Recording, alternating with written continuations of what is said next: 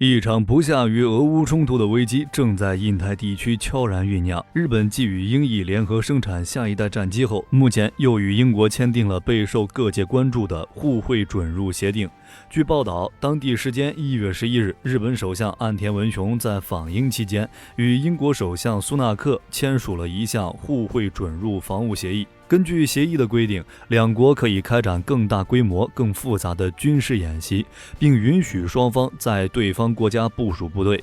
值得一提的是，这是日本第一次跟欧洲国家进行类似的合作，同时英国也将成为第一个与日本签订此类协议的欧洲国家。而协议的签订也标志着日本正式突破了和平宪法的制约。而在此前，日本曾和澳大利亚签订过类似的协定。去年11月17日，日本和澳大利亚宣布已就签署互惠准入协定基本达成一致。这份协定将允许两国武装力量在对方国家进行训练，可能是日本与澳大利亚协议签订奠定了良好的基础，才促成了日本与英国的协议签订。那么，日本为什么要和澳大利亚、英国谋求签署互惠准入协定呢？是否与台海有关？日本在与英澳两国在签署这一协定的过程中，都存在哪些问题和障碍？本期就与火力军一起来看看吧。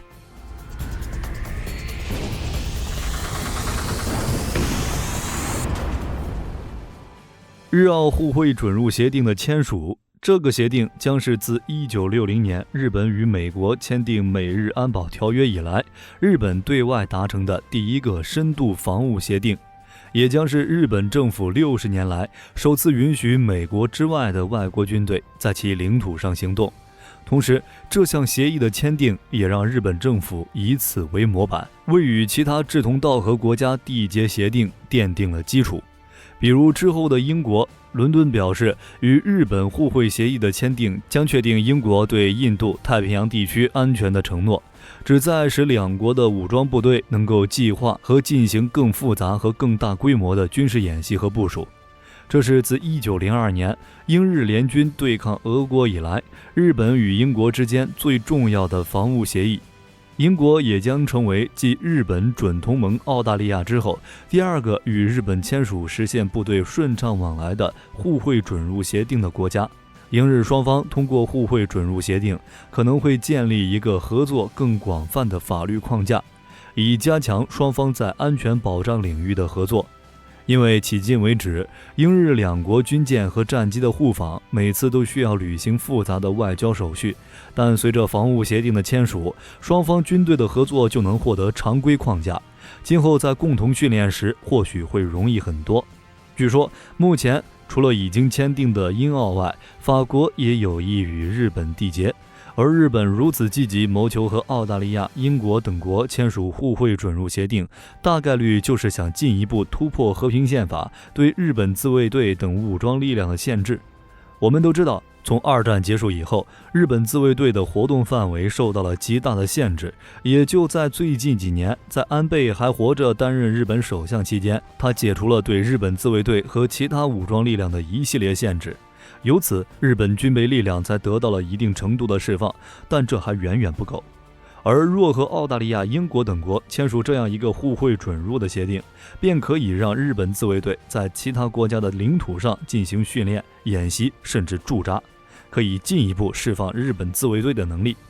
况且在上个月，日本政府就已经通过了在2027年前将军备开支提升至国民生产总值2%水平的计划。届时，日本将成为继中美之后第3大军费大国。因此，互惠协议的签订对于日本自卫队走向世界来说，绝对是一种前所未有的突破。而澳大利亚愿意和日本签订互惠准入协定，是想利用美国的大国对抗战略，拿日本做跳板，将自己的力量部署延伸到东北亚和西太平洋地区。近年来，澳大利亚跟随美国不断加强在印太地区，特别是西太平洋地区的活动，派军舰到南海、东海等区域活动，以显示自己的存在。同时，他还日益强化与日本在内的准同盟国之间的合作。所以，澳大利亚与日本签署这样一个协定，这样就可以紧跟美国的步伐，不至于最后连战车都上不去。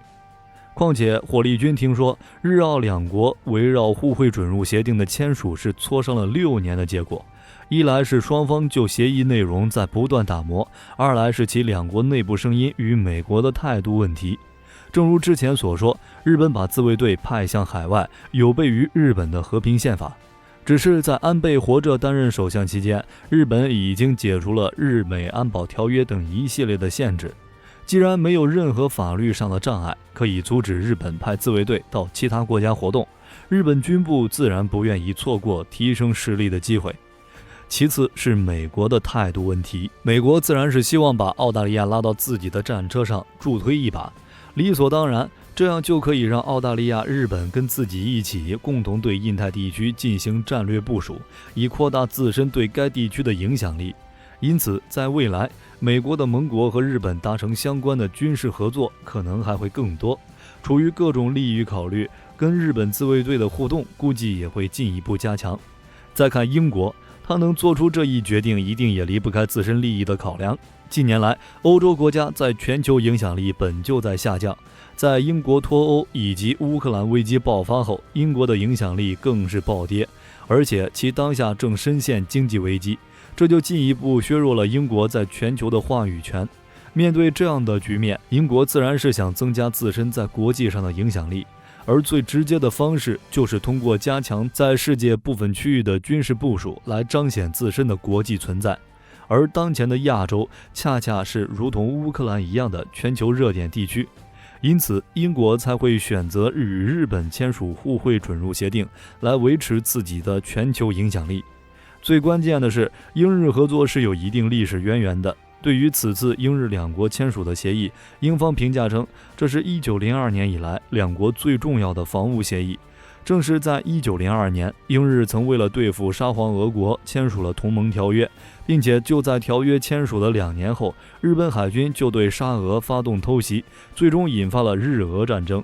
如今英国再次提及1902年，不排除其想要在印太地区再生事端的可能，而对象无非是台海、俄罗斯，这才有了英日意联合生产的下一代战机的计划，这才有了英日签署互惠准入协定的事情。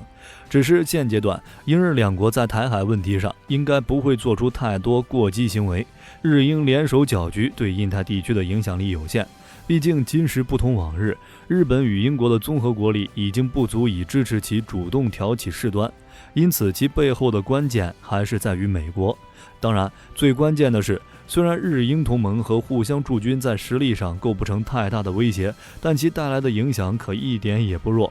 蝴蝶扇一扇翅膀，大洋彼岸就有可能刮起12级的台风。一方面是因为英国的举动确实打破了日本和平宪法的制约，在实际上已经破坏了印太地区的地缘平衡，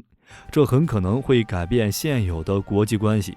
另一方面是因为英国的举动很可能会促进日本与其他欧盟成员国的军事交流，只需一个契机，日本就能吸引到更多的西方势力进入印太区域，这必然会带来地缘政治格局的根本性恶化。即便苏纳克说这样协议的签订有利于我们民主社会更加轻松地应对这个竞争越来越激烈的世界，但平衡遭到打破，未来必将充满变数。至于是什么样的契机，火力军估计不差，应该是今年5月份的第49届 G7 峰会。日本作为是今年度 G7 峰会的轮值主席，峰会地点也将在日本广岛举行。这让岸田首相有了出访包括法国、意大利、加拿大、美国和德国在内的各成员国的机会，加上又有澳大利亚、英国的前车之鉴，说不准就能顺利签下几个国家的互惠准入协定。同时，英国政府还表示，由于俄罗斯入侵乌克兰今年2月届满1年，苏纳克会与岸田文雄共同协商G7持续对乌克兰提供集体援助的必要性。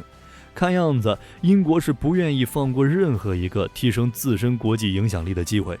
总的来说，日本与澳与英签署互惠准入协定，对印太地区平衡稳定的局面造成了一定程度的影响。至于是好是坏，我们需要看今后的发展。